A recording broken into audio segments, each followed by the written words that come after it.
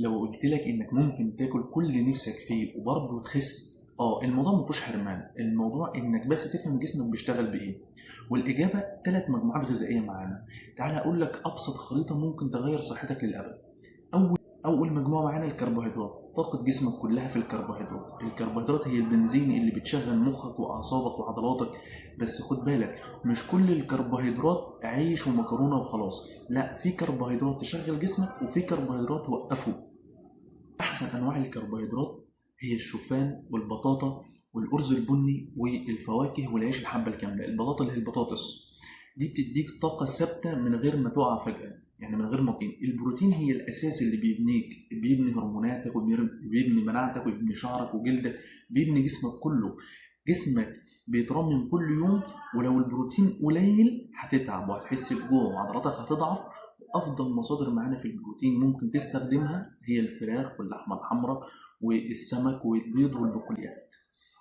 فاحنا بالنسبه لنا البروتين مش رفاهيه، ده اساس بدونه جسمك ينهار خطوه خطوه. تالت صحيه، هرموناتك هتشكرك كل يوم لو انت بتدخل لها دهون صحيه.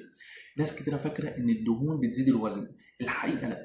الدهون الصحيه هي اللي بتحافظ على هرموناتك وبتخلي تركيزك اعلى ومزاجك احسن، وكمان بتزود معاك معدل حرق الدهون. احسن مصادر الدهون الصحيه عندنا هي زيت الزيتون والافوكادو والمكسرات والسلمون وبذور الكتان.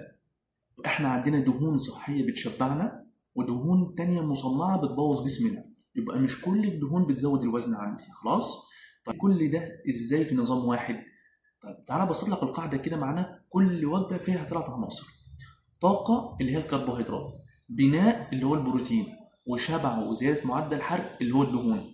يعني مصدر كربوهيدرات طبيعي، مصدر بروتين كويس، ومعلقه دهون صحيه واحده، بس كده. والنتيجه طاقه ثابته طول اليوم، هرموناتك هتبقى مستقره وحرقك هيعلى ومودك هيتزن ويبقى زي الفل. الخلاصه، الموضوع مش حرمان، الموضوع مش اكل قليل، الموضوع انك تفهم جسمك. ولو فهمت ال3 مجموعات دول هتعرف تاكل صح من غير ما تتعب ولا تتلخبط ولا تتعقد. لك التغذية، اعمل متابعة وتابع فيديوهات اللي جاية. سلسلة التغذية دي سلسلة قوية جدا فيها معلومات كتير هتعجبك. انتم بصحة، والسلام عليكم ورحمة الله وبركاته.